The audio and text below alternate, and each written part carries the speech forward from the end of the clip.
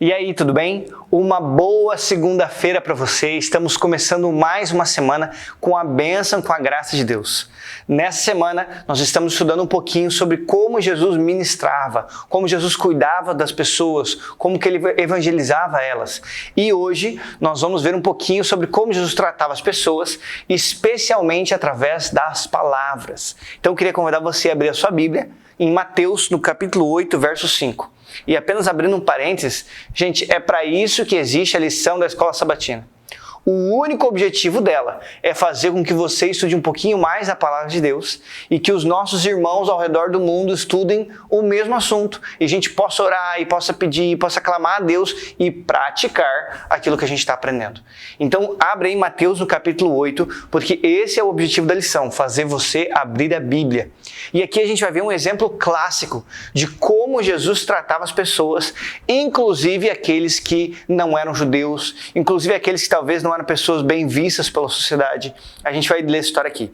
Mateus capítulo 8, verso 5 diz assim: Quando Jesus entrou na cidade de Cafarnaum, um oficial romano foi encontrar-se com ele e pediu que curasse o seu empregado. Ele disse: Senhor, meu empregado está na minha cama, tão doente que não pode nem se mexer na cama. Ele está sofrendo demais. Verso 7, eu vou lá curá-lo, disse Jesus. O oficial romano respondeu: Não, Senhor, eu não mereço que o Senhor entre na minha casa. Dê somente uma ordem e o meu empregado ficará bom. Até aí tá bom.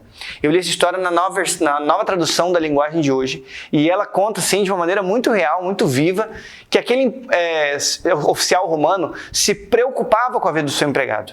Não era apenas um funcionário, era alguém que dá pra gente entender pelo texto aqui que ele tinha carinho, ele queria cuidar daquele funcionário. E ele vem para Jesus e ele pede: Senhor, será que o Senhor pode ir lá curar o meu empregado? E quando Jesus fala: olha, eu vou, imagina o centurião ouvindo essas palavras: eu vou lá curar o seu empregado. Imagina um pedido que você tenha para Deus, alguma coisa aí que você ore, que você clame, e Jesus fala assim: olha, eu vou fazer o que você pediu. Não seria bom, não seria maravilhoso receber essa resposta positiva de Jesus? Mas o oficial romano não se dá por satisfeito. Na verdade, ele se dá por mais que satisfeito, porque ele fala assim: Senhor, não precisa ir. Eu não sou digno de que o Senhor entre na minha casa. E aí a gente vai ler aqui na sequência: basta uma palavra e ele será curado.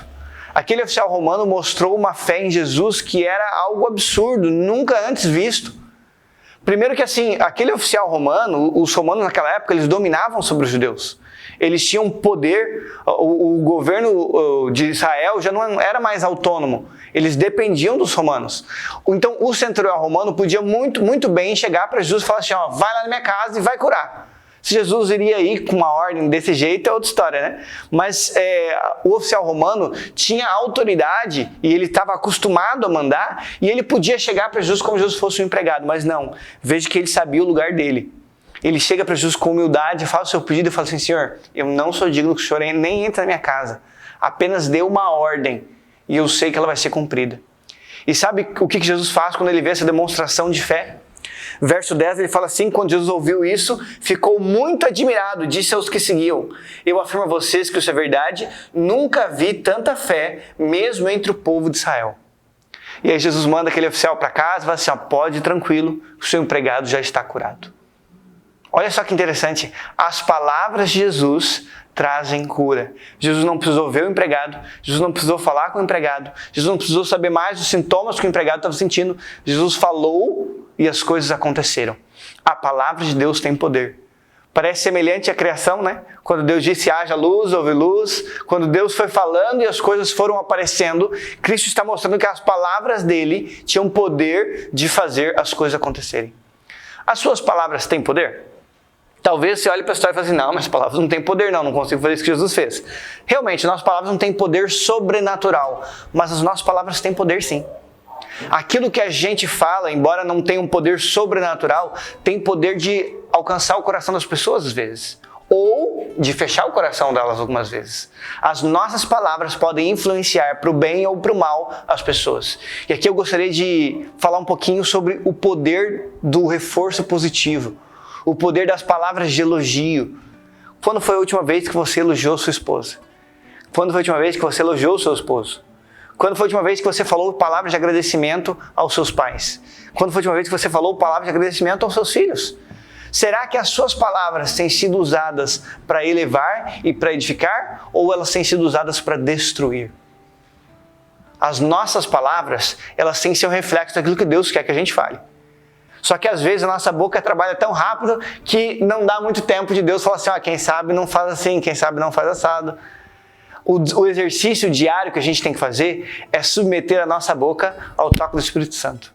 E falar assim, Senhor, essas palavras que eu vou falar, elas vão edificar ou elas vão destruir? Elas são palavras que o Senhor falaria? Elas transmitem uma mensagem que o Senhor apoia? Eu não estou dizendo que às vezes a gente não tem que falar palavras duras, às vezes é necessário. Inclusive na Bíblia, a Bíblia não esconde. Jesus muitas vezes usou de palavras muito duras. Mas toda vez que Cristo fazia uma repreensão, Ellen White vai dizendo no Desejado de Todas as Nações, que os seus olhos demonstravam amor. E embora às vezes nossas palavras tenham que ser firmes, as nossas palavras tenham que ser às vezes duras aparentemente, elas têm que estar recheadas e temperadas com o amor e com o som do Espírito Santo. Que Deus possa te abençoar hoje e que no dia de hoje as suas palavras sirvam para elevar pessoas até o reino de Deus. Vamos fazer uma oração? Querido Deus, muito obrigado porque o Senhor nos ama demais e o Senhor tem o desejo de colocar na nossa boca as tuas palavras, as palavras da salvação. Por favor, Senhor, nos transforma. Às vezes nós falamos sem pensar, mas nós queremos falar, Pai, as tuas palavras. Queremos ser porta-voz do teu Espírito. Abençoa cada um de nós, nos dá uma boa segunda-feira, em nome e por amor de Jesus. Amém.